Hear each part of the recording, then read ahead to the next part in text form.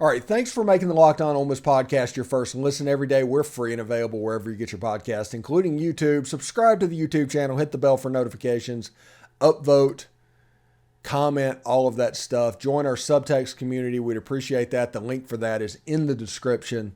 It's a nice way that even if that's not something you'd be interested in, be a way that you could tip the show because this is a free program. But if you like it, that is a way that you can get involved in it is through the Subtext community. Now, execution is going to become a critical aspect of Ole Miss football in the near future. The roster has gotten to the point. Now, execution has been a huge issue with Ole Miss moving up in the past because in the past they needed that execution and they needed the other team to play down, and you needed to do whatever you needed to do to spring that upset, whether you're in the swamp in 2008 in Florida, or if you're in Alabama in 1988, if stuff like that, you needed supreme execution, plus you needed help. Now you need a different type of execution. Now it's about doing what you're supposed to do because your talent is at least equal with the other side. There's not many teams out there that has a clear talent superiority advantage over Ole Miss. They just don't. It's about execution. It's about doing what you're supposed to do. And that is a different mindset than getting yourself ready for an upset bid, getting yourself ready for a free shot. This is about being ready to be the hunted. Ole Miss baseball found out this year exactly what the hunted felt like. Now, there's injuries and there's other things that came on, but the execution at such a high level has become a major issue for Ole Miss baseball and will be Ole Miss football. And that is because talent-wise, they know they're good. But if you look at last season, they were good last season, and they had comparable talent as well. And if you look at this, these are the PFF grades offensively and defensively last season. And you see some reds on there. You see some games. You see the swoon at the end of the season. The thing that's upsetting to me is the run defensive grade at Arkansas. And they didn't play exactly particularly well against Alabama. And you can see how they just collapsed at the end of the season. Now, PFF, when they do this, a lot of this is based off numbers. If you throw for a certain amount of yards, if you get a certain number of sacks, it's worth it for your grade. It's the way they can do stuff like this and not have somebody just watching and breaking down every single game, because I heard that like PFF had like 8 people working for them full time. So you need some help with statistical analysis. And you look at the schedule, and as it got harder, the execution numbers gained a little bit less. And all of a sudden, the most talented team that has happened in my lifetime ran off a 1-5 to end the season. Now, there are some extenuating circumstances that happened. I'm not saying it's not. The stuff with Auburn was absolutely a distraction and a mess.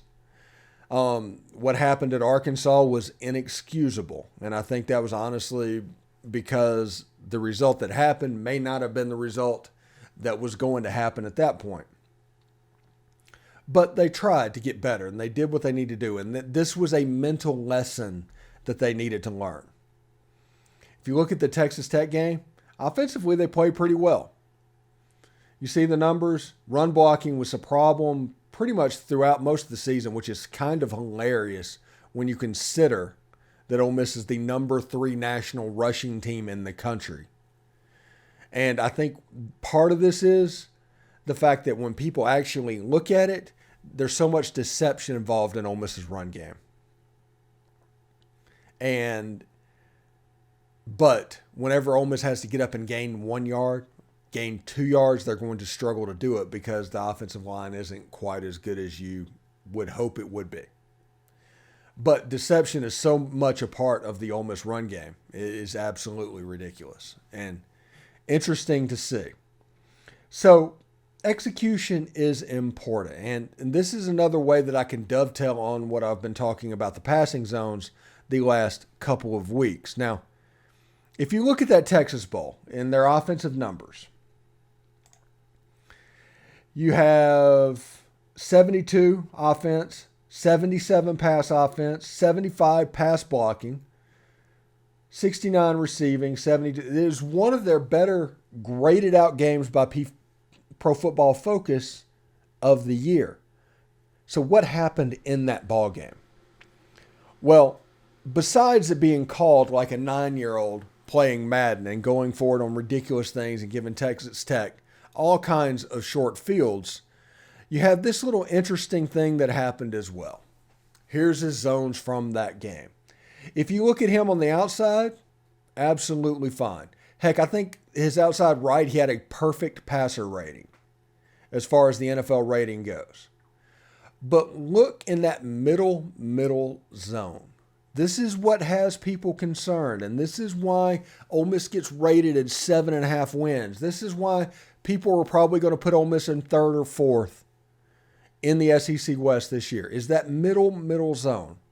Because A, they didn't have anybody to affect the linebackers there because Michael Trigg was injured for most of the season, and Casey Kelly, God bless him, just kind of wasn't that dude. But this year, with Michael Trigg healthy, with Caden Priestcorn healthy, if you look at a receiver like a Zachary Franklin playing a slot role, you could find that position, which is so important to this offense. Absolutely important to this offense. And if they don't do it, it's a problem. But a 17 passer rating is not going to cut it. If you look around, otherwise, pretty decent numbers. Pretty decent numbers. And if you remember and was listening before that Texas Bowl, I did say that Jackson needed to wing it because he needed to get better in that middle of the field. And 3 for 9 for 58 yards and 2 picks. It looks bad, but at least it was 9 attempts. It was 9 games that he could put back in that memory bank. Now, we didn't see it in the spring game. I'm hoping that they just, for whatever reason, didn't have anything, didn't want to do anything. But we will see what happens because that zone right there is going to determine whether Jackson Dart is quarterbacking against Mercer or Spencer Sanders. That zone. That middle zone right above the yellow line is going to determine the winner of this thing. Otherwise, Jackson Dart, NFL quarterback.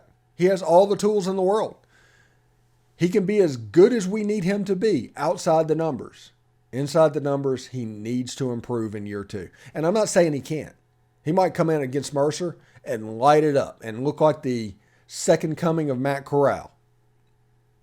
But whenever you consider that Ole Miss's offense's weapons mostly reside in positions that take against the middle of the field, whether running back or tight end or a slot receiver.